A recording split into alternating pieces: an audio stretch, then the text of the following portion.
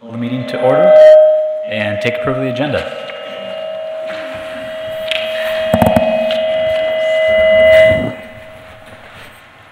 Thanks, Rodney. I move we approve the agenda. Second. Moved by Espesette, second by Briggs. Discussion? Proceed to vote. All those in favor of the motion say aye. Aye. Those opposed say nay. Passes 7-0. Director Rosser, would you please read the mission statement? The mission of the Ames Community Schools is to ensure that all learners develop the knowledge, skills, attitudes, values, and personal esteem necessary to grow in and shape a changing society. Thank you. First item tonight is the Little Cyclone Teacher Academy.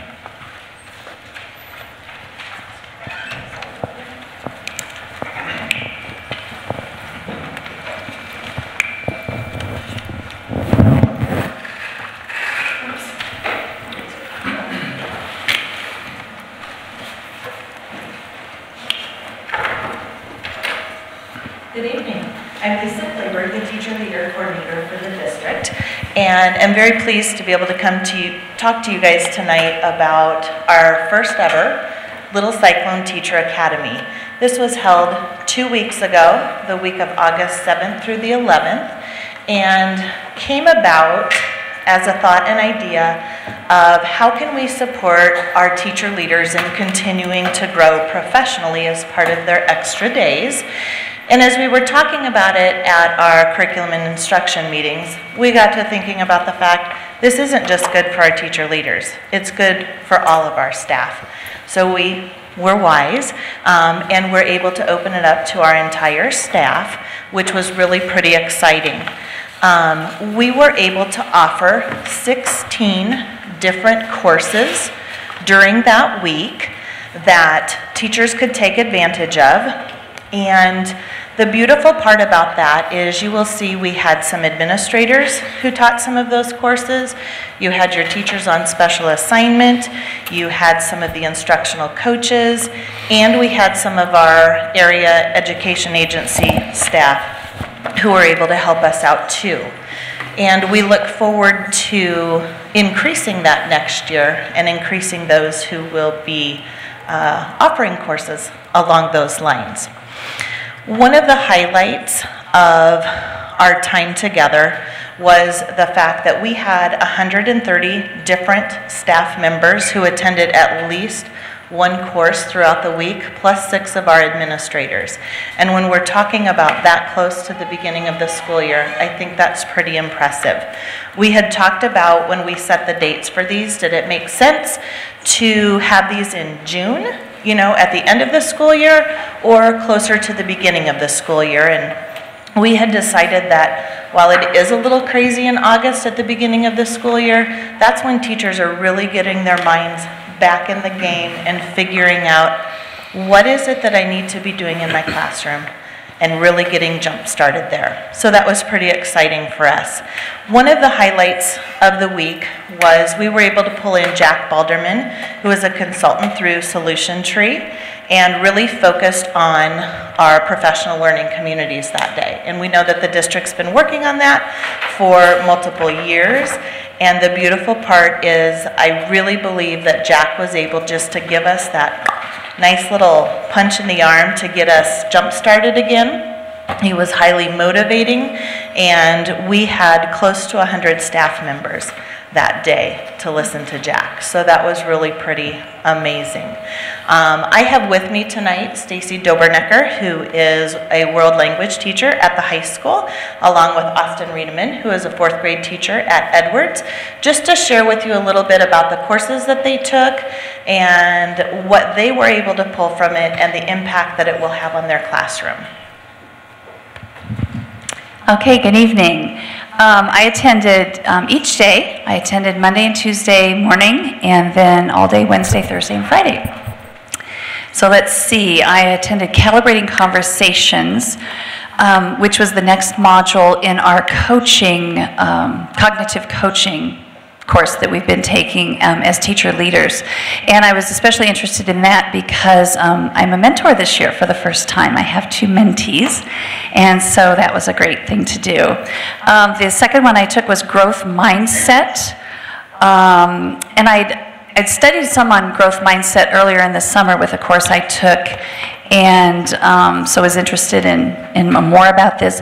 And as we work with our new TPRSCI strategies in world language, we're teaching proficiency through reading and storytelling and using comprehensible input.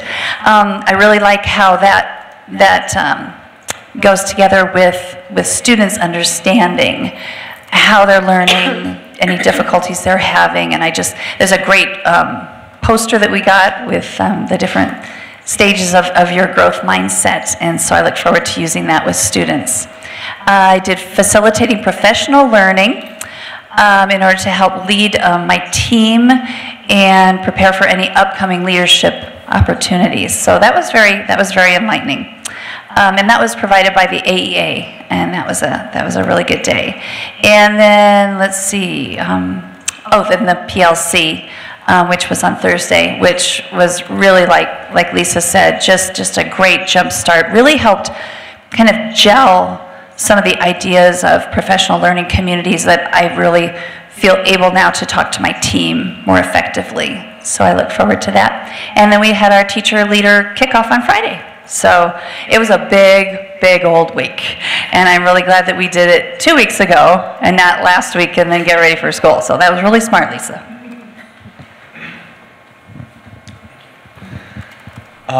So I was able to attend the academy for 2 days, and then had some district office curriculum science team work that kind of went along with that as well on the other 2 days.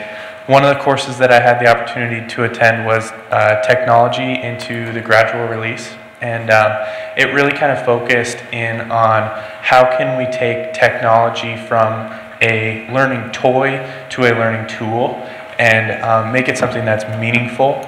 And so that was really eloquently put. I thought I took a lot from that. The next course that I got to take was Partnership Principles, and this was a course based off of Jim Knight's book, Instructional Coaching.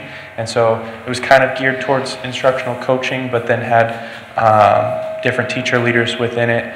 And a takeaway that I took from that was that it doesn't matter if you're an instructional coach, if you're a teacher leader, if you're a teacher, we are all on the same team and united in the cause of doing what's best for our students.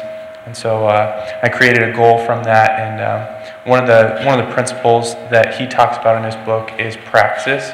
And so my goal was to take some of the big ideas that we've heard in the academy or that I've been researching and start to put those into practice and see what they truly mean to help my students in my classroom, rather than be a big out there idea, take it and make it meaningful. And then I also got to attend the Jack Balderman PLC conference, and that just like the other two have said was really powerful. Having the opportunity to sit next to people that I'm going to work with every day and get to think through how can we talk through big decisions that impact our students and that matter, that was huge. And so I'm very grateful for the opportunity to be a part of these courses and thankful. And some of the feedback that I heard from others along the line was, it was a perfect opportunity for breaking down some of the silos we have in being in the separate buildings. This was a way for teachers across all buildings to get together, to learn from one another, to make connections, and really was powerful there. And I have to give a shout out to Austin because he even shared his goal with me. I led the Partnership Principles class, and he even said I can harass him a little bit throughout the year to follow up with him and see how that goal is coming along and have some accountability there. So I give you a lot of credit for doing that. And it also allows me then to come into his classroom and see how that's going, and sets a perfect goal opportunity to work with his instructional coach on. So it really was a very powerful week. And finally, we asked some of the actually all of the participants, what would they like to see offered in the future? And some of the feedback on that was some content-specific courses, so they would like to see specific things for math, specific things for science, and reading and social studies and the related arts through there. They would like to see more with tech tools and knowing and understanding what's out there. We also had some who are not digital natives and requested that, you know, we use Google as our suite here in the district, that even starting back at the basics for some of them who are not accustomed to that. And from our teacher leaders, we heard loud and clear that they would like some more with the cognitive coaching. So that gives us some opportunities for looking towards what we may offer next year. And we will also open it up to all of our teacher leaders to submit course proposals for us. And next week, the academy, or next year, the academy will be held August 6th through the 10th. Questions? So would I get this right that some people were under contract in going, that were teacher leaders, et cetera, and others just voluntarily showed up to sharpen skills? Absolutely. And technically, the teacher leaders weren't necessarily under contract, but depending on their role, model teachers have 5 extra days that they put towards professional development.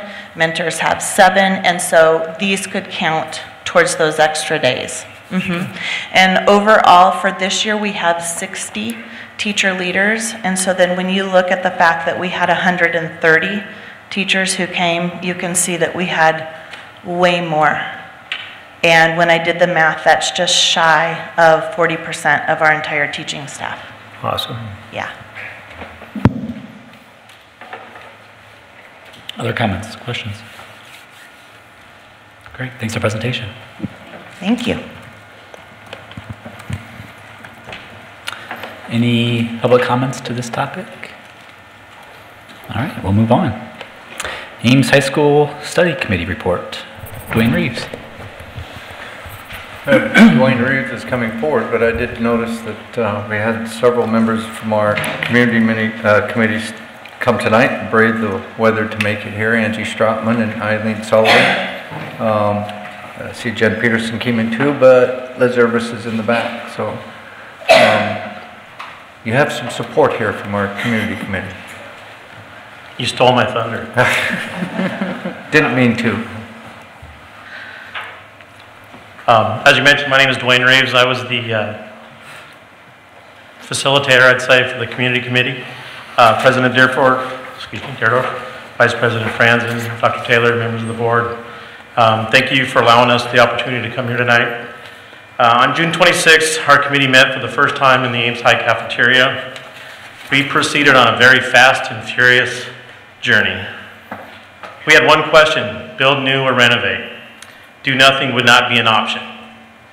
After several open houses, numerous face-to-face discussions, a social media campaign that started slowly, built a lot of steam with the help of Eric Schmidt, we now come to you with our answer. But before we proceed, I do like to recognize a few of the members. We had Tony active.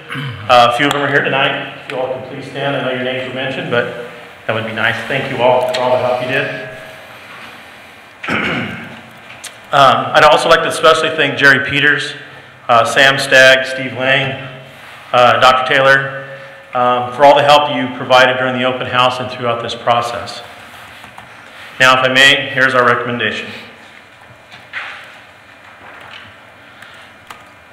Recommendation to the Ames Community School District Board of Directors from the Ames High School Future Committee. These past 9 weeks, a committee with one purpose came to consensus for the future of Ames High School. Through 4 open houses, numerous civic engagements, hundreds of face-to-face conversations, and an extensive media campaign, we come before you to recommend what our community has told us. The community has given us a strong recommendation to build a new high school, as opposed to the alternative to renovate and add on to the existing high school building. Our community has informed us we should build for growth and be mindful of our students. As Steve Ringley so aptly said, it is time to provide an environment for our kids that will work for them. We offered 4 open house tours of Ames High School, of which over 200 members of the Ames and surrounding communities attended. These tours were led by Jerry Peters and Sam Stagg. Their contribution cannot be appreciated enough.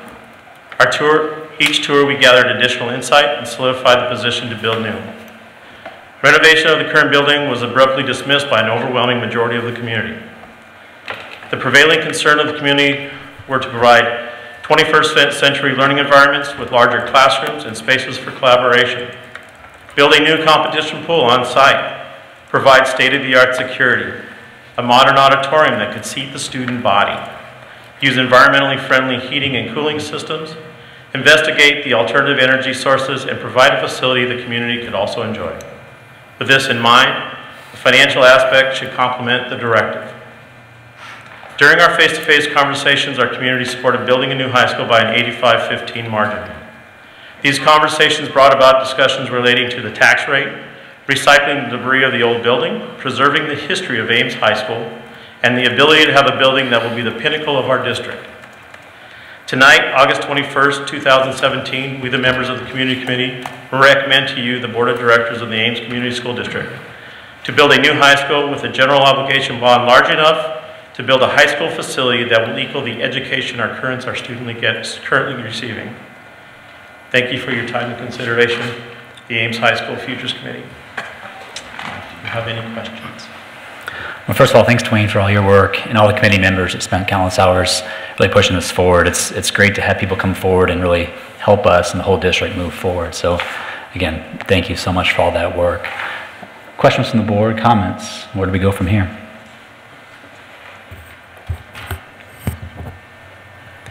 We're looking this way. Yeah, I know. No, I'm, so thank you, because I know what a heavy lift this was. And I wasn't at the last board meeting, so I know there was some discussion around the pool then at a work session that followed that. But beyond the recommendation, any sort of insights for future consideration for us? The community wants action. One of the things that we did here was, this is the right thing to do. They appreciated the fact that this school board is willing to take this on and build a new school. Many of the concerns we had about walking through the school and just talking to the community was, it's time. It was probably 20 years ago time. Thank you all for considering this and getting this started. That was the prevailing win that we got. They really want to see a facility that we can do all the things that we talk about, the collaborative learning, the larger classrooms, a better auditorium for events, some facility that the community can use. One of the keys was, we heard a lot of, was safety. The current building, I think there was a lot of discussion about the 83 doors and points of entry. Those things were all part of the recommendation because we heard that over and over and over. The pool was a big consideration for many people. The concern about having Ames High on Ames High land. And that was one of the things they'd like to see. But our community's ready. They really want to support this. I was surprised that the money piece didn't come more forward. Can you talk about that dialogue that, I guess, as you went through that? That was an interesting dynamic. I think the way it was addressed at the open houses was, we can build a $112 million building without any tax increase. People heard that, and so they started looking at, well, what would it take to build the right building? It was strange for me, because I work in the financial world, that people really weren't talking about how much. I think we all have that barometer of too much is too much. But if it was done right and done to what the community needs, the money side really wasn't there because of the tax rate. They feel like you all have done a very good job with the elementary bond rates, with the middle school bond rates, how they've done it, and being able to pay things off early. And not having a substantial increase was key, that there wouldn't be any increase. Strange calming effect. Dwayne, and again, thank you and your committee for really putting this together and covering a lot of ground over this summer at those 4 get-togethers. 2 questions, really. One, I understand there was quite a bit of talk about how big. In other words, building, I know in our discussions, or the discussions of the facilities committee and things that we've talked about with the first stage discussions with the architects, we're fairly conservative about how big, but there was a little bit of a different dynamic in the dialogue during your discussions. And then my second question is, I think also there were some skeptics that came, and from what I understand, you guys did a really good job of answering some of their questions. Could you maybe discuss some of those issues that they might have brought up and that you think the committee did a good job of, you know, possibly either answering their questions or turning them to understand the need? That was an interesting dynamic, and I leave a lot of that credit to Jerry, Sam, and Dr. Taylor. We did have people that were openly skeptical. We had one gentleman that sat there and said, point blank, you changed my mind during the meeting. That was interesting to see. We still had some skeptics. We still have some folks that felt like 86 million, 99 million, 112 million is too much for any school. They just are not bond tax kind of people. But for the most part, the folks that came in, that were skeptical on what is this really a part of? What are you really trying to do? Once we kind of laid the facts out of this is a building that is going to look like this or kind of look like this and do these things, that we've been fiscally responsible in the past, they felt pretty comfortable with that. I had a 30-minute conversation with the lady that she said, you know, I was going to vote against you. Now I'm kind of on the fence. I kind of like the idea of a new school. She goes, I kind of wanted to go against this because I don't think we should spend any money on this school. She listened and we took the time. And I think that was the key, is that our committee took the time to talk to people. We answered as many questions as possible, put it in as easy as terms as possible. I got one email from a gentleman that wanted to know how bonds work. How do you pay them off quickly? And I equated it to a mortgage and making principal payments on a mortgage. And he went, makes sense. So those kind of skeptics really were out there more skeptical on, is this the right thing at this time? After seeing the building, they all said yes. Is the dollar amount right? After they heard no tax increase, they pretty much said yes. Some of them just said, you know, I don't vote, but I think it's a great idea. Kind of interesting. Or I'm going to vote no because I don't want to pay any taxes, but I think it's a great idea. Go ahead and do it. You know, hopefully I won't cause you not to do it. So the skeptics kind of, they got their questions answered. We spent the time to do that. As far as how big, that's the interesting part. We got build it big enough to make a difference. Build it for growth. Build it, which is completely different than what we had at the elementary schools. The elementary schools, we were being told, you're building too big. And this one, I think people were telling us, don't build too small. Build large enough to have these classrooms. Build large enough to have these bigger walkways. Build large enough to allow teachers like Eileen Sullivan to do the things that she needs to do in her classroom that she talked about during the tours. That was the key thing. And they wanted to say, you know, they saw a number of 96 million, I believe it was, and they said, you know, if it has to go up to 99, do it. So that was kind of a neat dynamic, is that we had the public whose children, in many cases, were already through the school, but looking back at the youth coming through that says, you know, do it right this time. Be mindful of the kids, be mindful of the community, and build something that's going to be a pinnacle of the school district for years and years to come, because we're talking about a 50-year building, hopefully, 60, you know, and this one's 50 plus. So that was the interesting part, is that they didn't want you to skim. You sometimes don't hear that, which is kind of neat. We definitely didn't hear that in the elementary side. So one of the steps is, obviously, yes, the board says to move forward, but then the next step and a big thing is to get the supermajority vote passed. What is your sense of the community's willingness to do that very thing? It takes an effort to get that vote out, and we know what turnout numbers have been in the past.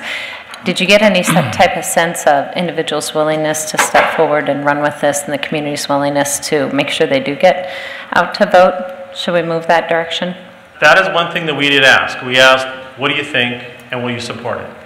The 80-15 was a support. A lot of people wanted to know how they could help. A lot of the folks on our committee wanted to move forward and continue on, get in, we call it the PTO tour in the fall, start garnering that extra support of the folks we didn't talk to. But as we spoke to different groups and spoke to different areas of the town and friends and family and folks that we never met before, many people were saying, yes, let's do it. ballparking, I think that 80-15 will go forward. Pretty much everybody we talked to said yes. We didn't have that, that group of people that were going to come out and openly oppose it. We had some people that had maybe an agenda that might have wanted to oppose it, but I think that's going away. I think some of the things that the school board is doing has limited some of that, but everybody sees the benefit of this school. No tax increase makes it a little bit easier. That helps. No open divided faction like we had during the elementary votes. That helps too. It's all of us are in this for one. It's one school. All of us are part of it. So that did help. So I think the 80-15 might be a pretty good margin. 80-20, you know, somewhere in that area. So we would get the supermajority. I might come back to your question, Luke. I do have a facilities committee meeting scheduled for September 6th. I was able to get that cleared with both Bill and Mike, and I wanted to get them back into a facilities committee meeting before they actually step down from the board, so this is a great opportunity. The high school project as well as the 16th Street project are two of the things that are going to be the focus of that particular meeting. And I'm hopeful that we can walk out of there perhaps with a timeline as we move down the road, getting their expertise one last time before they step away. Part of that is also a resolution committee. We need boots on the ground. Get Chris also working on that a little bit. But a resolution committee, which is really one that is going to be very effective from January through the date of that referendum, should it be in April, to get out and do the hard, as I said, boots on the ground, hard work, and keep the drip going, keep the interest going, and hopefully the momentum will reach a peak in April at just the right time. Other comments? Dwayne, just from what you're saying, it sure seems like the public that you've come in contact with is fairly aware that any plan that comes forward would not raise property taxes. Is that truly your perception, that the people that you were speaking with had that perception, or that they believed the presentation once they heard it? Or will we need an awareness campaign as part of this to make sure that everyone realizes that this won't raise taxes, or do people already understand that and believe that part of it? Yes to all the above. All right. There was quite a bit during the open house where we did talk about no increase in taxes. There were people that still didn't understand, how could you put a $90 million bond vote out there and not raise my taxes?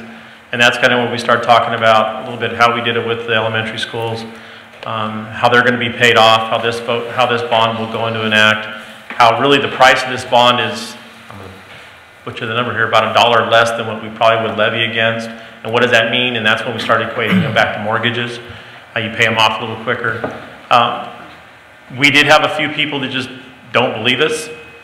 One happened to be in the Ballard district, which he felt the need to let us know about that, and that kind of was the only person I've heard of so far that didn't go to the meetings, didn't hear from one of our committee members to discuss that side of it. So, you know, if they saw the real numbers, they knew that the $99 to $100 million range was $3 plus.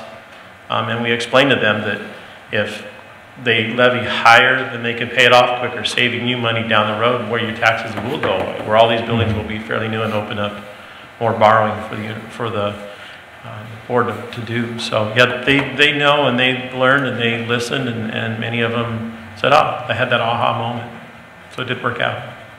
Tried to be very clear with them on that one, Tim, from the standpoint that since 1995, our maximum debt service levy, or levy against the public, is $4.05. That's the most. We have been at $4.05 since 1995 as we continued through all of these projects, and that also allowed us in that time to pay off the middle school early and save $3 million. It's going to allow us to pay off the $55 million that we borrowed for the elementary projects nearly 10 years in advance and save $6 million in interest. If that 405 stays in place, we can easily build up to $120 or $115 million building if we wanted to, by leaving it just as it is. In other words, you're not going to pay any more. Certainly there are people that are going to say, well, on June 30th of 2020, you'll take that $4.05 away, and now our property taxes will go down $4.05, which puts you at $10, which might be the lowest in the state at this point.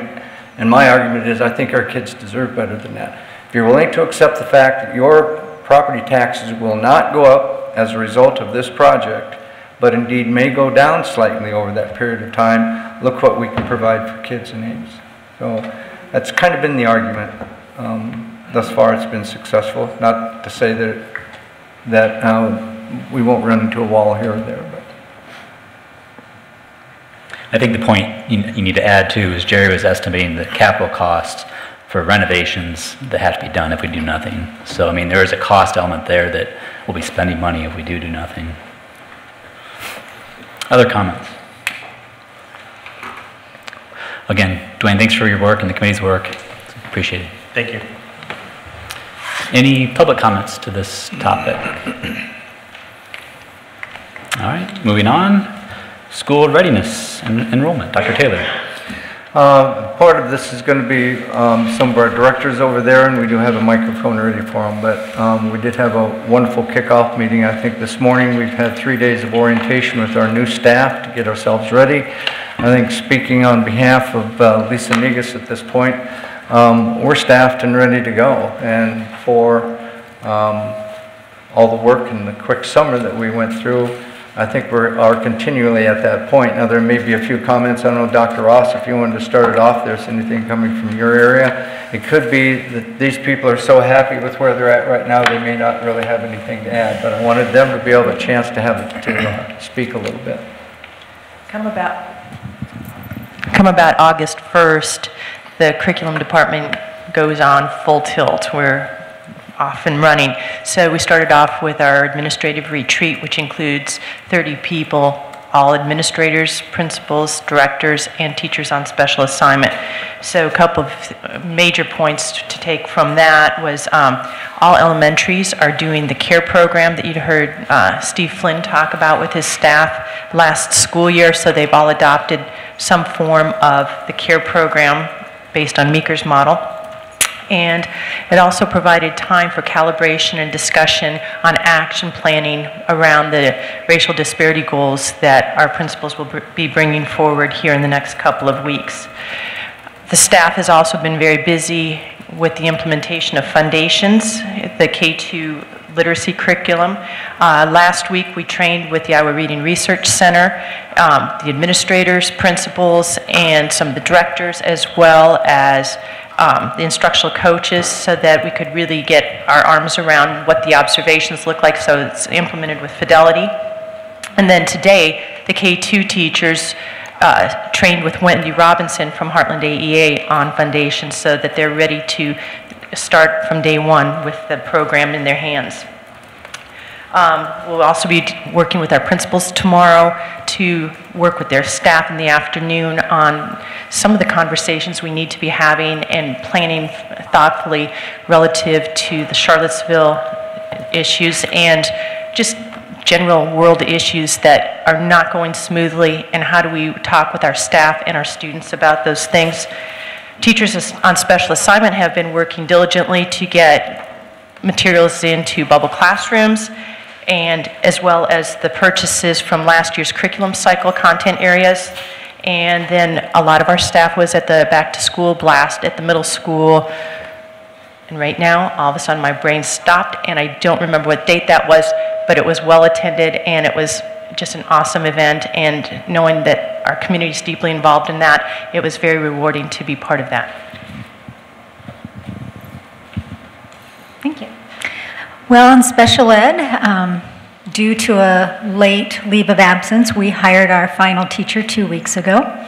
So we have 5 new special ed teachers in the district, but I have to say, I don't know how aware you are, but there's a huge shortage of special ed teachers throughout the nation and throughout Iowa as well. But the 5 teachers we hired this year, we bring the most experience we've ever brought in. And we filled some very difficult positions with some experienced, very good teachers. So I'm excited about that.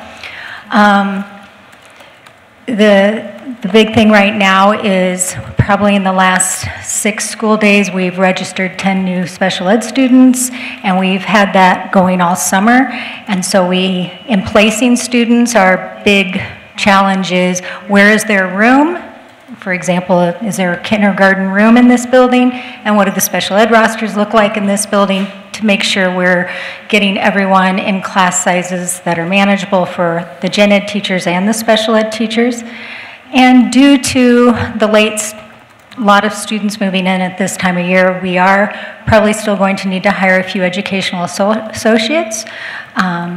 But overall, this is the way it is every year. That's what my secretaries tell me. Darcy, you just forget. And I said, okay, well, keeps me coming back. Well, I had the opportunity to inherit a very powerful program left by Jonas Michael, and so I had the opportunity to look into the eyes of 40 teachers and counselors who were pumped and fired up and ready to go. I feel like, you know, if they could have went out to pick the students up today, they would have grabbed them and brought them into the classroom to prepare them for education. And so we are ready to go in the ALP program. I do like to bring attention to, I had the opportunity to meet with some of our elementary principals who are finalizing the plans with Lutheran Services with our school-based mental health program.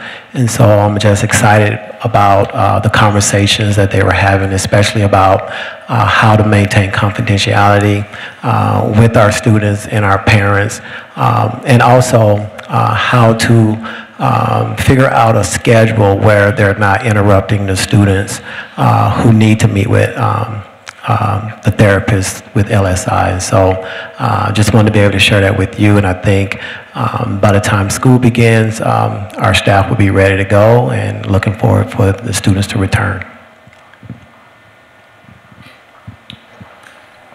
So I'm the new one here at the tables, and there are always amazing things that are happening in the schools, and this year we are going to next level share those things to the community. And just in the last 5 weeks, and I'll talk social media primarily because that's going to be our main channel, or one of my main channels this year, just on our district Facebook page, almost 200 additional people have started following our page and sharing stuff on our page just in the last 5 weeks. And I think people are responding to some of the good content that's getting out there, because it's always happened in Ames, and I think that we're going to try to find new ways to get it out there. And that's happening on our Twitter account as well. Dr. Taylor and everyone at this table has been very supportive in all the buildings. I got him on video a couple times already, and he did not complain at all, so that was really good. Additionally, one of the new initiatives that we're still getting going is each building is going to have some form of social media as well. One that has already taken off really well has been at Fellows Elementary. They already have 170 some followers just in the last week. Brandon there has really been pushing it. Kristen at Northwood has been doing a good job, and a couple of them we haven't really kicked off the ground yet, but we're going to, and I think it's going to be a great way for parents to be able to interact specifically with the building, you know, that they have ties to with their students. And so I think that's going to be pretty exciting this year as well. I think Jerry and Carl, you may want to come up here as we talk about our next particular issue, I think, if you don't mind. And I think for the board's knowledge, Sam Laster from Durham just walked in the back up there too. And Sam, if you may want to join them up here too, I think you're being impacted by this. Simply put, we're having a terrible time on an order for telephones that we have tried to run through CenturyLink. That order was placed over a year ago. We still don't have it. And I wanted these three gentlemen to explain. I will share, if necessary, the email chain from over a year ago leading with CenturyLink. But as you can see in Carl's face, He's not a happy camper. Like to start? That's right. We're not on a 7-second delay. Basically, it boils down to there are a lot of levels of bureaucracy that we need to get through in order to get something just as simple as phone lines to be installed at this new facility. I could say it was best described as temper tantrums, threats, and ultimately was going to be a report to the board whether Tim invited us tonight or it was part of the items from the staff to come to you guys to kind of lay it out.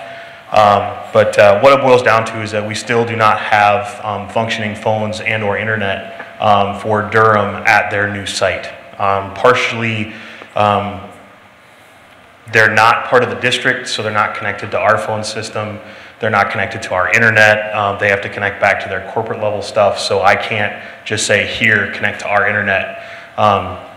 So we started to come up with some different solutions on what we could do to help them out.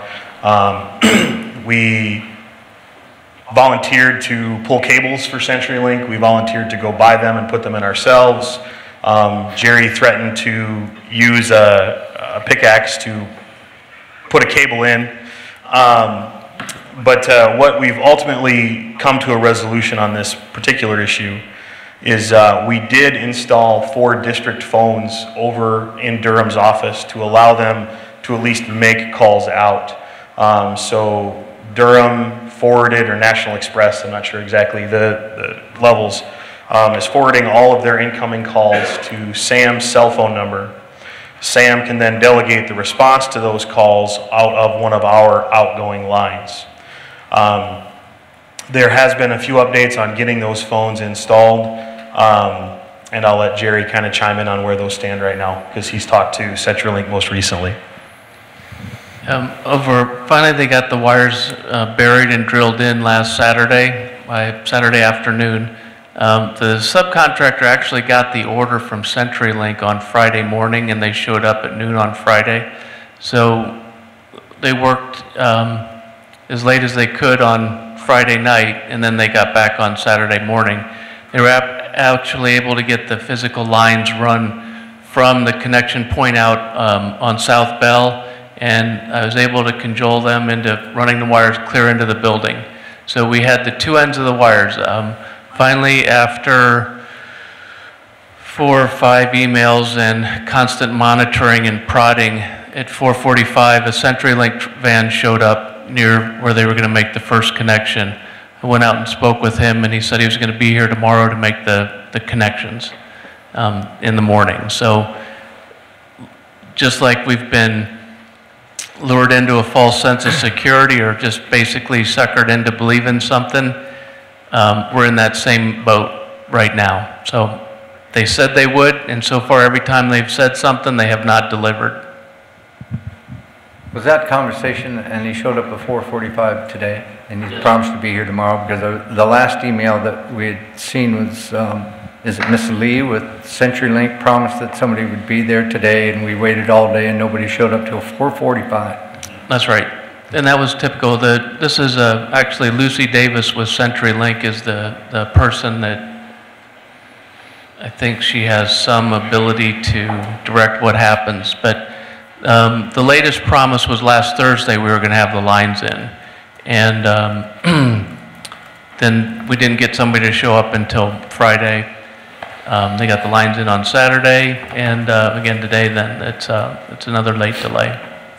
How are you holding up on all this, Sam? Well, today when they made the connection, or in the process of making the connection, I was notified that the phones that are forwarded, the 2 lines that are forwarded to my cell phone, can no longer be made until they make the connection. So basically, I can't have any communication with the district or the parents that are calling about their specific bus routes for their children. So really, there's no way to contact us unless they contact the district and they forward that information to us. Okay, that's the process we want to use then? So what we set up today, once we found out this particular issue, With the phones that we set up at Durham, I gave those extensions to D and confirmed that so if somebody were to call D as a transportation coordinator, she could forward those numbers, forward those calls on to one of those, just like we would forward any other phone call within our district. So that's kind of a temporary solution to the problem. You ready to go on Wednesday? Yes. So what's being communicated to parents? I mean, I haven't seen anything yet of where my daughter's being picked up and what's that going to look like? For how to talk to Durham or about routes? I mean, as far as the communication, what communication is going out currently? We've been communicating with D, letting them know basically if they were passing the information for the routes on to D, D is passing those out. For any parents that have any questions, they've been actually dialing my cell phone number direct. Okay, so if a parent hasn't heard yet, it's best for they reach out to find out what needs to happen, I guess? Or yes, if it's an emergency. Otherwise, the district can transfer that call to us. The flood of calls to one cell phone is probably not going to do it, as well as leaving voicemails and us trying to call them back. And so we have to just wait until the process is complete in order to get phone service. There are some routes that D hasn't gotten yet. So if parents haven't gotten that information, they should be getting it tomorrow, I'm assuming. Because I've kind of helped her in that position to mail merge those and then send those out. But there's still some that we haven't gotten as a district just yet. Carl helped Dee with a separate email account so we could send more out. Dee is at 2 of the open houses tonight, and she told me she's coming back tonight. I can't see if my lights are on in there or not, but she was coming back tonight until every email was out to every parent so that she didn't get thousands of calls tomorrow. So, CenturyLink a monopoly here? Well, we don't have enough time to get into the intricacies of the wonderful world of telecommunications.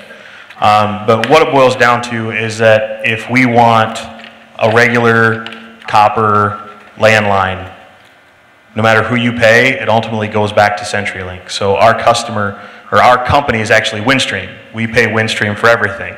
Windstream resells the copper POTS lines that are CenturyLinks. National Express or Durham, they pay Granite for all of their stuff, and Granite pays CenturyLink for the POTS lines, and actually they're going to try to deal with AT&T for your T1, and good luck with that. So really we're kind of over a barrel. There's not a direct contact. In fact, I kind of got my hand slapped the first time we went to Lucy directly. When I found out that Lucy existed, was Windstream was talking to one of their guys in Georgia who was calling back to Lucy, and Lucy happened to have her office in Ames at the time. And so I got really frustrated that I had to go through 3 people and 2 time zones to talk to somebody less than 3 miles from my office. So it is what it is when it comes to trying to communicate with telecommunication companies. And why were we so tied to copper? I mean, what about cable? What about, fiber optic? That we're all here and everything will be wonderful. I mean, why do we So not, there are still some lines you always want to have as copper. So as a district, I can speak to why we have copper. So all of our 911 calls all go out over a copper line. Because then your caller ID, your addresses are always right. No matter what, it's always right. So if you pick up that phone and you dial 911 from here, they're going to show up here. They're not going to show up at the high school or the middle school. We also use that for our fire alarm system for the same reason. It's a much more reliable setup.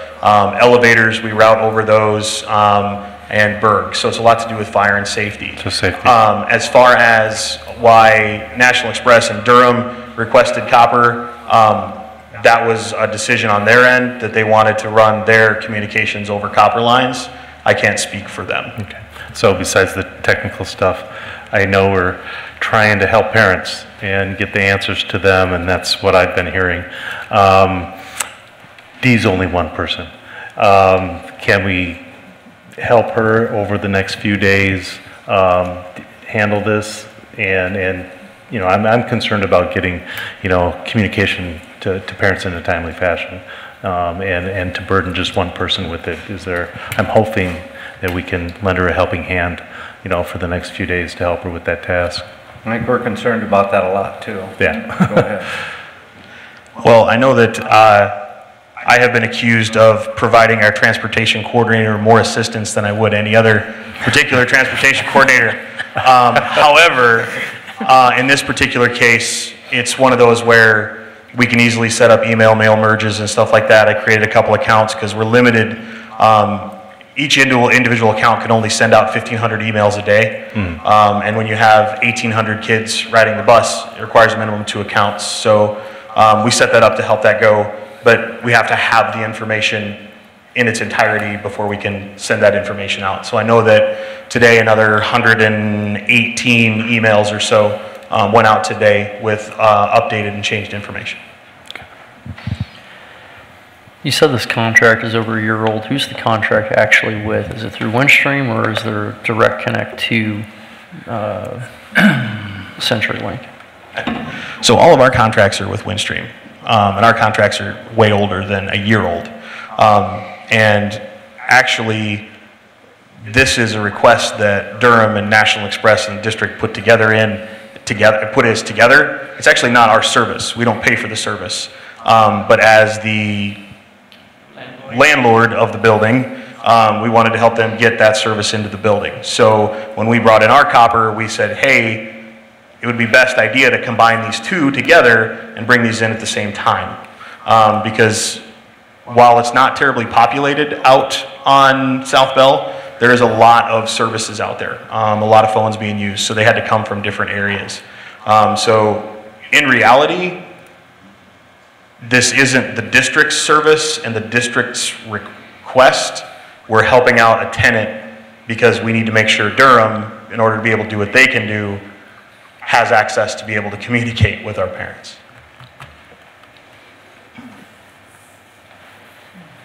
Any other comments, questions? Just tomorrow, can you update us with a short email explaining exactly where we're at whatever, you know, or if it's 2 emails that, you know, that they showed up in the morning and then a second one that things are solved or that they're not solved, and what the contingency plan is going into the school year? Yes, we can do that. Because we will be getting those questions. I'm sure that there will be. I'm pretty sure you already are. If you don't, if this doesn't go smoothly, I'm not going to Hy-Vee tomorrow night or Wednesday or anything. I can guarantee you that. So that's not true. I'll still go. I'll still hear about it. Other than that, we're going to talk about enrollment. Thanks, gentlemen. Thank you. I did provide the directors with some information. I think Dr. Ross is coming up, and we're going to try and get that flashed up on the projector so that people can see what we're looking at relative to enrollment numbers. Our enrollment, for the most part, is hopelessly, or hopefully, let me put hopefully in front of that, not hopelessly, but we're hopefully up, and it looks pretty good. But as those who have known Ames or have been in Ames for a long period of time, the numbers that I can show you tonight could fluctuate by as many as 80 students up or down. And so Wednesday is the real date that we want to at least count noses to make sure that the numbers that we have here are actually accurate. And when I say that they can fluctuate up and down, what that usually means is because of lease agreements in August 1 expiring and new families coming in, sometimes kids leave the district and don't let us know. And it's not until a month or 2 later when we get requests for records from places across the United States do we know where those students did go. But it's really a matter of counting noses on the very first day. The interesting aspect here is that as we looked at these particular numbers, and I have X's on this one, we wanted updated numbers from Barb and from Kathy Fitzgerald for tonight's meeting. But as you walked in tonight, you probably saw Barb, and she had recruited some volunteer help, which happened to be her husband, Mark Peterson, who's in there. The last 4 days, those tables out there have been absolutely full with students and parents and families that are coming in and registering kids. They haven't really had a time to enter a lot of the data to get this to be an accurate situation. So I'm going back to the numbers that were given to us on the 14th. So we're a week away from where those numbers were, and I'm suspecting that they could be higher. On the other hand, I'm going to throw it out because we have to be very cautious about thinking, for instance, that Edwards is really going to have 386 students. That could very well be 356. We don't know how many students left. And 3 years ago, if you recall, from June 1 until the start of school, we lost 250 students, and we couldn't recover that many. The encouraging thing to me here is the fact that as we were proceeding through this, these numbers were supposedly those that were confirmed by building secretaries. And you can see that what we're really looking at is that Fellows, Sawyer, and Mitchell schools are reaching that point where we have capacity. But luckily we have agreements whereby if we do run very high in some classes, for instance, third grade at Meeker, we do have room at Fellows, so we're moving some students back and forth. If we have a crowd of first graders show up at Fellows, we have plenty of room at Meeker, so we're keeping them in the neighborhood at the current time, although we don't like to do that. The other thing that we are currently doing, what Dr. Ross circled, is that we have added another kindergarten section to Sawyer School because that number is at 54 and will grow, so there'll be 3 sections there. And we're taking a very cautious look at Mitchell at this point. As you can see there, lower L classes K1 and 2 actually are at that point where there would be 25, 24, 25, and almost 26 in some of those classes. We'll get some additional help there, but Mitchell is also one of those buildings in the district that tends to have a great deal of fluctuation that takes place. The Meeker situation is an interesting one, and we introduced the teacher there today.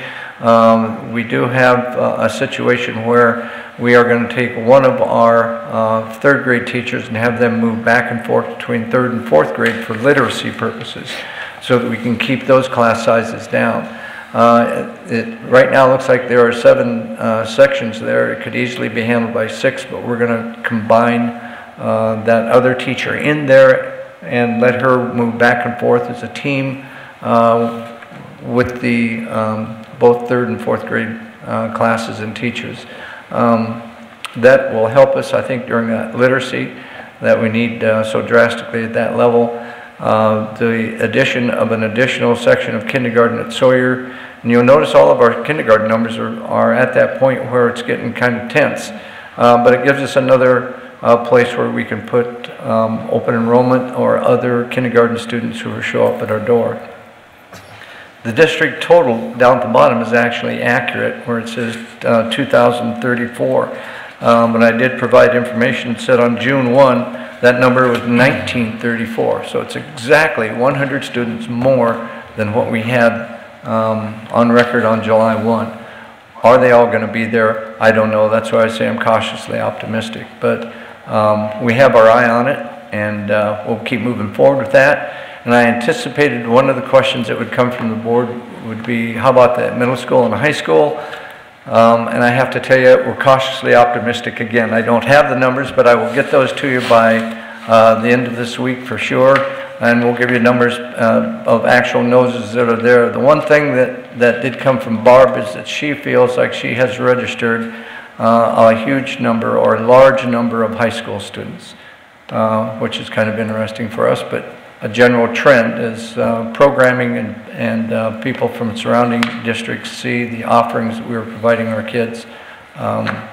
We tend to attract them. Some of our marketing that Eric and before him Kathy Hansen has done with ambassadors and other people has really made a huge difference for us too. Meeting with the real estate agents to let them know what we have to offer, I think has all been beneficial. But it's not as solid as information that I really wanted to provide the board and the public tonight. But again, I'm cautiously optimistic, but we always have to be careful about the drop that we sometimes realize when we start school and a number of kids who we thought would be here have moved away. Just kind of part of the deal. Dr. Ross, I don't know if you had anything else to add before we try and take some questions or not. I think you were very complete. Questions? We're ready for school. Bring them. I guess we don't have a choice, though. All right, thanks for the update. Any public comments on this item. All right, moving on. Committee reports. Updates? Thank you. I did want to bring up the Real Estate Liquidation Committee, just on an update for the Old Edwards Neighbors Association. So thanks to Joel Barber, who's here tonight, as well as Catherine Schnabel. They've been spearheading the effort to help us defer some of those costs on the demolition of the old Edwards building. They've done a great job. I believe we have an update number for you tonight, but they've raised close to $130,000 to help cover our costs. If the board remembers, we were estimating about a $500,000 expense to bring that building down, with the intention of eventually selling it to the city for free or for $1. That bid came back about $250,000, significantly less. That really helped us. So again, appreciation to Joel and all his work and the neighbors to really come forward and help us with those costs. We never had a formal agreement on a goal. We just kind of asked them, try to raise as much as you can. So at this point, they've told me that they've gone to the well and there's probably no money left to grab onto at this point. So I kind of have to call it and just say, great job, and move this forward, unless there's some objection from the board. Again, we would have to bring this as an action item in a subsequent meeting to formally transfer title to the city. They're still in the process of demolition, and there's some title work that needs to be done. So realistically, this would probably come to the board for a couple months, Jerry, likely. Okay, so a couple more months before we take action on this, but I just want to, I guess, assure that neighborhood that the board is still wanting to move forward in this direction. Any disagreement to that logic? I think our information from gifts to the district now have that total, President Deerdorf, at $146,150. Great. So again, thanks Joel and all your efforts, and we'll keep moving forward. Thank you. Any other committee reports? All right, any public comments to this discussion item? All right, moving on, public forum. Anyone wishing to speak? No? All right, moving on to consent. I'll take a motion. Move approval of the consent items as presented. Second. Moved by Rasmussen, second by Rosser. Discussion, Dr. Taylor. We have minutes from the meeting held on August 7th, the personnel report from Lisa, and I would explain, I think, to the public that you'll notice that there are a lot of educational assistants. Again, that's due to the transition that we sometimes feel with spouses who come in with their husband or wife is either in graduate school and they're looking sometimes for part or full-time work. So it's a prime time for us to take a look at educational assistants and get them on board. That personnel report is pretty dominant with that.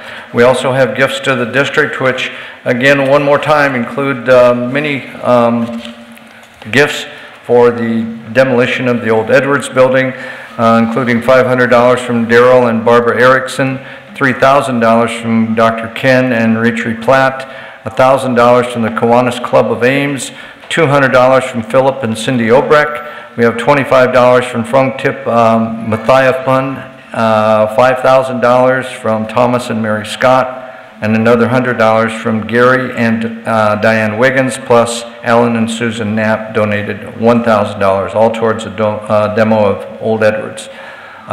There's additional $3,400 from the Edwards PTO, which was for the Edwards School during the last school year. Books from Phi Beta Phi during 16-17 to Edwards School Media Center. 5 trays and 7 binders from Story Construction to the district. 12 filled middle school backpacks and additional school supplies from the Iowa State University Child Care Center at Vet Med to the middle school, and 180 Mead K2 writing journals that were donated anonymously to Sawyer School. We certainly want to thank everyone for the gifts, donations toward the demolition of Old Edwards, and the gifts to help needy kids as we get ready to start our school year. There are 3 contracts and agreements for board approval, including the SL pilot materials agreements, the mobile app contract that Carl Hare is bringing forth, and also our elevator service agreement and annual agreement from Jerry Peters, continuous open enrollment, and receive and file the 2016-17 research request report, which was submitted by Dr. Ross. Any further discussion? Proceed to vote. All those in favor of the motion say aye. Aye. Those opposed say nay. Passes 7-0. Item 13. I move the board approve the comprehensive assessment plan for the 2017 and 18 school year as presented. Second. Moved by Esposito, second by Rasmussen. Discussion.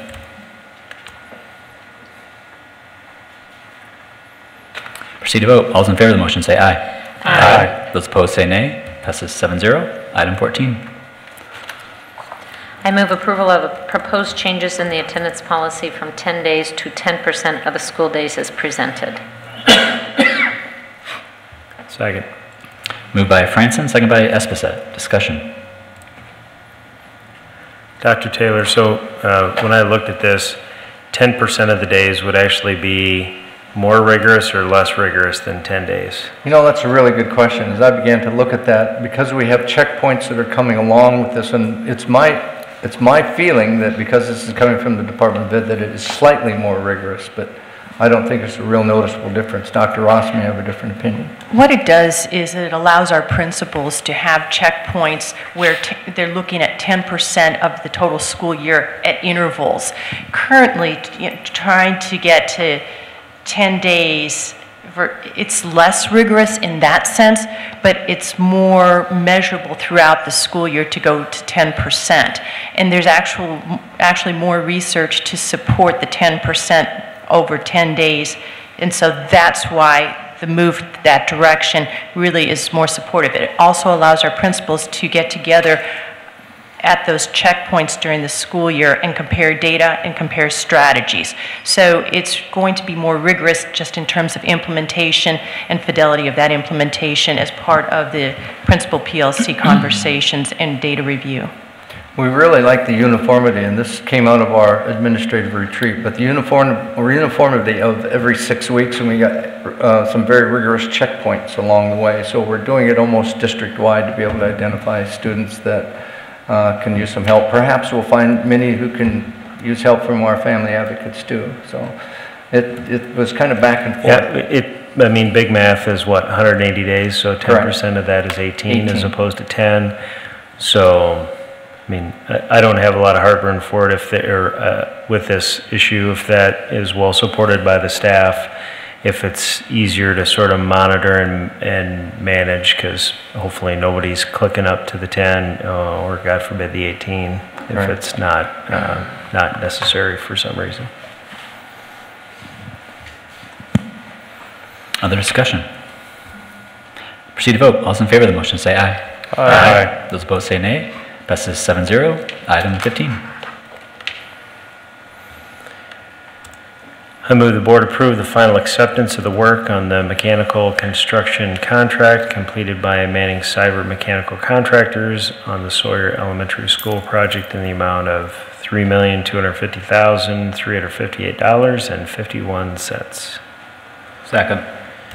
Moved by Esposito, second by Rasmussen. Discussion. Yeah, Jerry, where did we end up on the noise from the geothermal closets?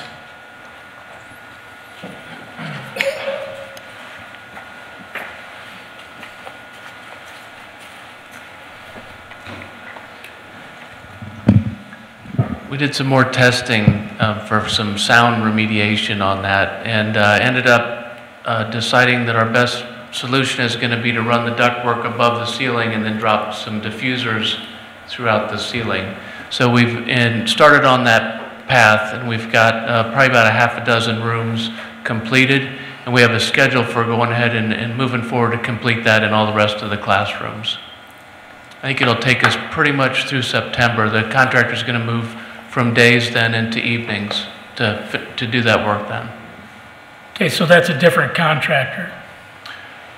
Yes, I've engaged Converse Conditionaire to do that as a separate from the construction project. Thanks.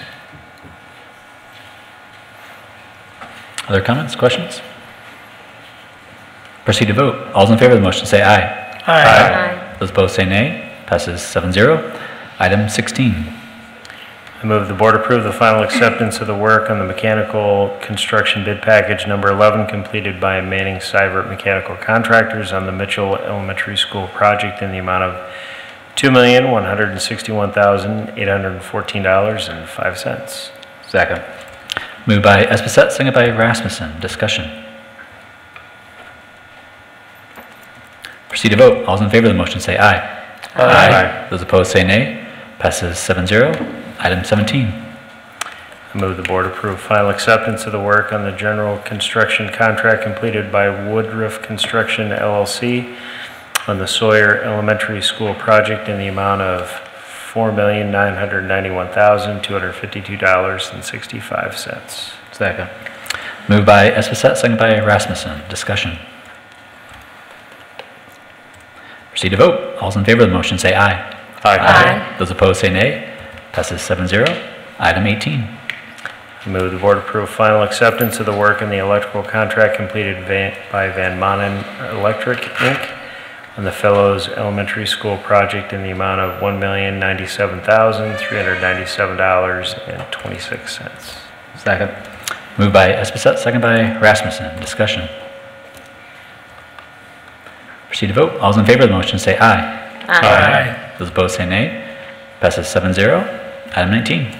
I move the board approve the new open enrollment applications as presented. Second. Moved by Rosser, seconded by Rasmussen. Discussion. Proceed to vote. All those in favor of the motion say aye. Aye. Those opposed say nay. Passes 7-0. Items from the board.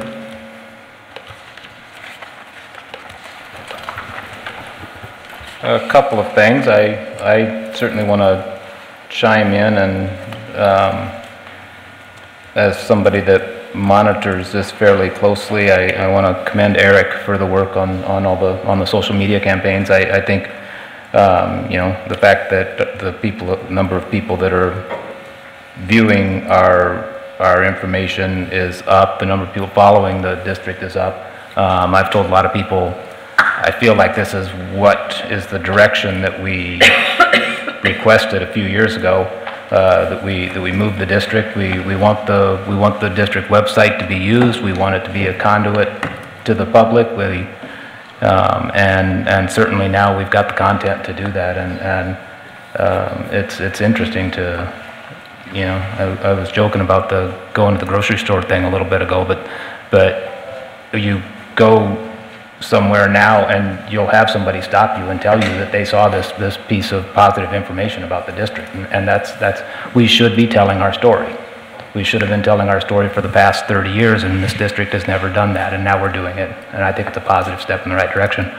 This morning, I've attended the breakfast for staff a couple of times over the past few years. I think I missed one of them, and it felt like a different energy level in the building than what I've seen in the past. It seemed like an exciting morning to be there. Everybody was ready to go, and it energized me to get out and get on with my day, I guess, too. But it was great to be there and see the staff. I'm excited to get this school year going. I'm guessing Dr. Taylor's going to talk about this, but being at the staff breakfast and presentation this morning, and Carl, you've just read my mind because you pulled it up, so thank you. But I want to thank Dr. Jones, Eric, and Dr. Taylor. I believe the three of you were behind what's on the screen before it blinks off again. So, but the diversity statement and the We Are Ames, I was very proud when you read it and the roaring applause that followed from our staff and some of the standing ovation that they gave that points out that it really is a point of pride. So I really appreciate the three of you putting forth that effort and getting this out for everyone to understand who we are. So thank you. We have our crack technician trying to figure out how come that little one keeps popping up in the middle, and I can't explain it either. Want a paper copy to put under them? That might be better. Old school. little more low tech. Paper is technology too. Sometimes the proper technology is a pencil, right? Any more items from this board before we go to staff? He's going to show this, I think, so we can get. All right, items from staff. I think, as I pointed out, we will hold a facilities committee meeting. And as I said, I think it's important to get the input from Director Talbot and Director Esposette before they step off of the board. But part of that will be the 16th Street extension and also discussion on Ames High School. I'm hopeful that perhaps we can come out of that with a timeline. And we have had a conversation earlier tonight with Dwayne relative to resolution committee and membership on that as we begin to push forward. The other interesting thing I think that happened this morning was the Dan Wooden Awards, and it was very, it was heartening for me to see the people that were actually nominated for that award from each of the buildings. So then that included Kent John, who's an industrial tech teacher at Ames High School, Craig Sengbush, who has been here for 34 years teaching special education from the middle school, Caitlin Troutman, 5th grade teacher who is now an instructional coach at Edwards, Annie Cleveland from Fellows, who is a 2nd grade teacher, Cammie Helgson, 1st grade teacher from Meeker, Angie Pardun who's special ed from Mitchell, Northwood, Annie Bolt, who is a 2nd year teacher in pre-K, and as of no surprise, Sawyer nominated Deb Gray, who is their custodian or day custodian at Sawyer School for the Wooden Award. The winner was Annie Bolt, preschool teacher from Northwood. And the caliber of people that they nominated are people who do realize that schools are for kids, and so it was really a proud thing for me to see that happen as we moved along.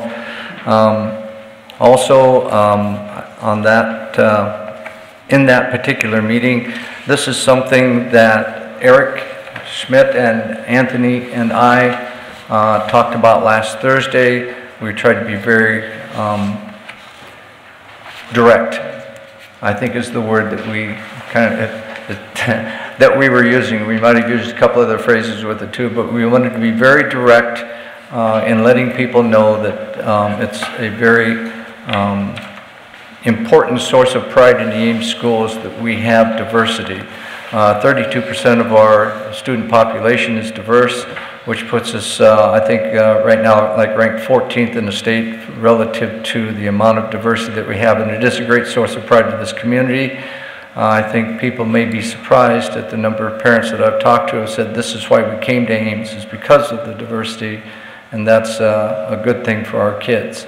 So we wanted to make sure that any acts of racism, bigotry, or hatred are not going to be tolerated. We threw a couple examples in there. I think what really helped with this one this morning, Elisa, as you pointed out, is that we are stronger together, and we are Ames, and then we happen to have a video using Ames kids that highlighted a lot of that diversity, but it was also a very important source of pride for who we are and the fact that we are Ames. So it was rewarding to get that kind of response from this, but it's also one that we mean this seriously.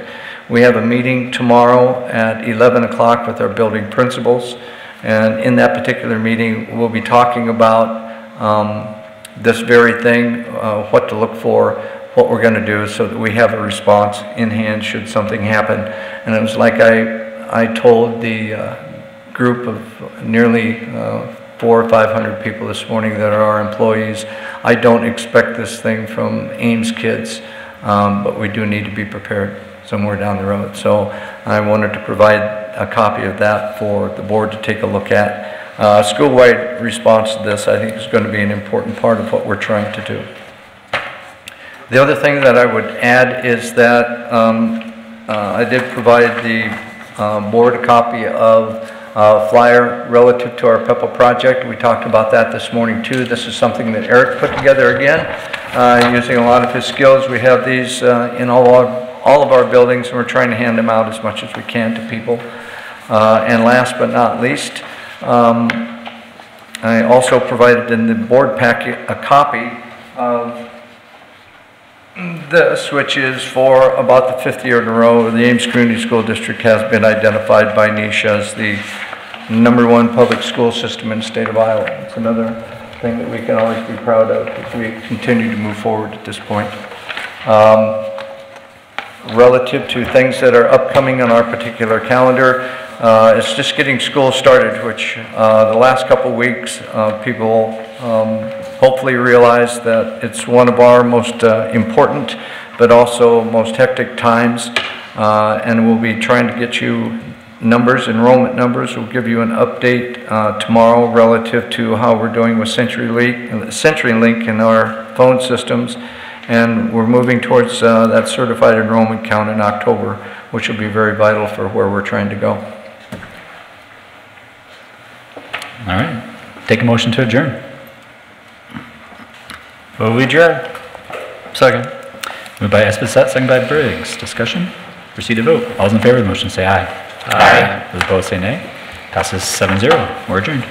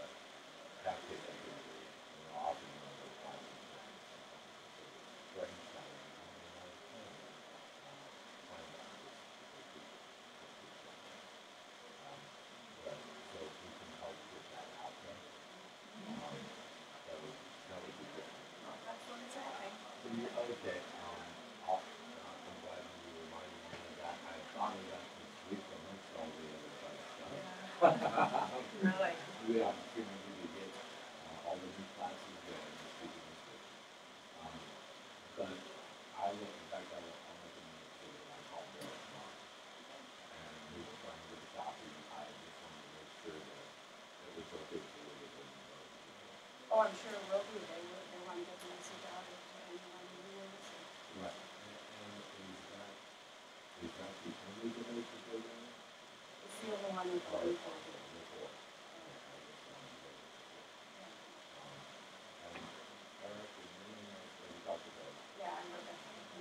That's right, yes. Every meeting we One of the things we've done in the past is we use the video that they're up to the channel called City Parade from the forum for the public for the school election. Okay. So the legal women voters is having a forum this Thursday. Oh, okay. And it'll be the only one. Oh, okay. And we use it for the only event I believe where everyone who's running for election or re-election is there. So I look up at Eric and we'll try to get a copy of it. We can Eric at different times. They'll be there recording it. Yeah. It's in their chambers, so they're recording it. Yeah. And maybe the, so the video.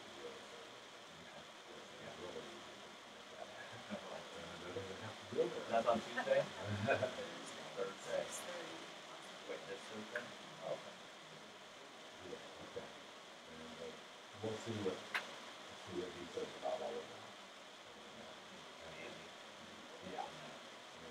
Should be. Theoretically, it should be, but. They created it, but they want the air truthful and 712 will fight to do it.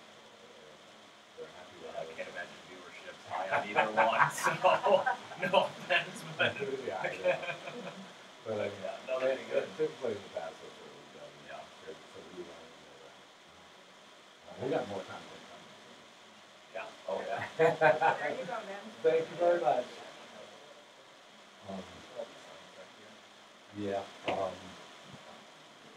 kind of wait for people before I start thinking stuff.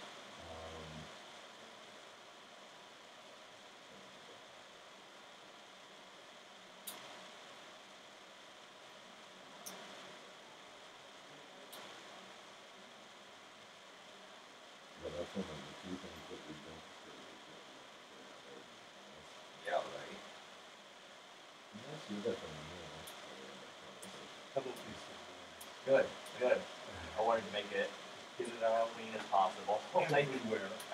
Oh, I know, that's, yeah, that's the thing, but. It was good. Yeah. Succinct, Good. point, clear. Yeah. Did you see the video we did with Dr. Taylor talking? Yeah. Oh, I can send it to you. Yeah. I'll just email it to you, or the link on our YouTube Or channel. it's on YouTube. Yeah, that's pretty clear and concise as well. So we've been trying to, I'm gonna push more of that like through our social media, and I put the video up once, but I'm gonna do it again and just keep getting it out there. I know Austin, he's gonna do something on Peppel in the Tribune, probably in a couple weeks, so that it's real timely.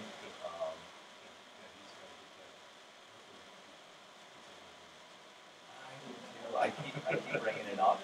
I know they like to, check things off the list. Oh, we did that already. I know, yeah, right. And I mean, I guess I would rather have it be closer to the election than, where they do it once and then it gets lost. I mean, right.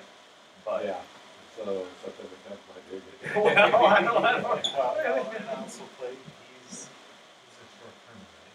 Well, he's moving to the city meet, yeah. Temporarily, and then say. I know, yeah, right. I know. I don't know who the new person's gonna be that's taking the education. It's probably gonna float around. I think so, until they hire it. Yeah. And that's a good thing. I'm sure. Yeah. Of course, just keep education. Yeah. No, he's been good, and I'll keep working on him. He says, he's still our contact, further notice, so. Yeah. Okay, I will look at a couple of things we talked about. Yeah. And I'll let you know.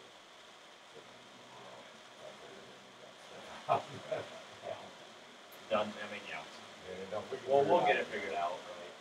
If we have to have them do it, then fine. I think with the template on the elementary side, because I'm thinking it's the one. See, the thing that's with all the district icons on it. The thing that's weird though is like they only look the same on the back end, but they're not functioning the same on the front end. Like they have all like the same template, but like so Edward's work, well, Sawyer's sort of work, except not on the right page. Right. And then the other ones I can't I can change it on the back end, but it doesn't do anything up front. It just keeps the district stuff up. So that's why it's weird, because like they're not interacting the same. Right. Like if it was like the same problem. And you know what? From the design standpoint, when you said that, Yeah. and the way it kind of made sense, because I'm thinking, they're thinking, well, they haven't changed this, it's not going to change. Right. So it's like, okay, you have one template, and you put it out three different places, all those icons. So, yeah, it's not, in the database part of it, it's not simple. No, I agree. And that's the issue. Right. Well, we'll get them on it. We're gonna need it, so. Yeah. I don't know if we change it. It's not gonna change again, it's like, 'cause Right. we have to figure it out. But to be clear, on the elementary school sites, then you want Twitter and Facebook. I want the option for Twitter and Facebook, but not all of them are gonna have Twitter. Okay. So like, Do you want the district users? I don't know. Maybe. I would say if we can put that there, just keep consistent on all of them. Right. Go ahead and do it. Right, because there will be some elementary school stuff on there. Right. So that's a good idea. But we don't need the Instagram, we don't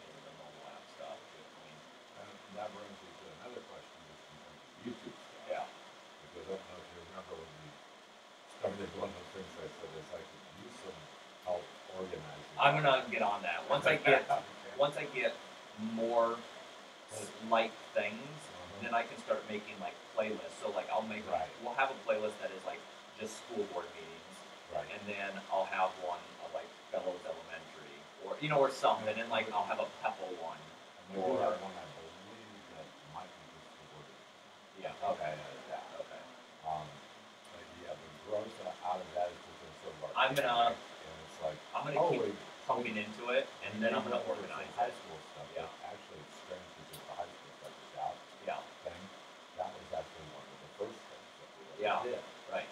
And so, you know, then you just make your favorites. And Right, yeah. You didn't have to Yeah, separate it out. Shout will have its own, but anyway. Yeah, but that's, I realized that, I was just thinking, the more eyeballs we get going, the better organized we have it. Yeah. It makes it easier. Yeah, no, I will take that on. Okay. I've looked at it a couple times and I'm like, okay. I'm just gonna keep pumping stuff into it until like it makes sense to me, and then when it makes sense to me, I'll organize it. And some stuff, you know, will just be not. I mean, it'll still be on there. It's just it won't be, you know, because we want not the highlights, but like, oh, that's this, okay, and then there's 5 videos or whatever. And do they have a limit of how much stuff? I mean, you can keep pumping it in. I don't think so. But like with the playlist though, it's because it creates like a bar going across. Like you kind of need like 5 videos. Like if you only have like 1 video, like it would look odd. You know, so I don't have a ton of stuff The yet. other thing I was going to tell you in terms of music stuff, you know, Ready, Set, Go. Yeah, that one's ours. The talkers. Yeah. So if they ever want to use Right. anything else. And I have a copy of that at the way. So if you use this stuff. Okay. That's awesome. Yeah. And it works. It's like, and it's funny when we had to do that, and I was joking. I said, okay, now we got to get it on iTunes. Because you know, I mean, why cool, not? but Why not? It's just another icon then. We paid for it if we can sell it. Yeah, right. Yeah, exactly. Pay for itself.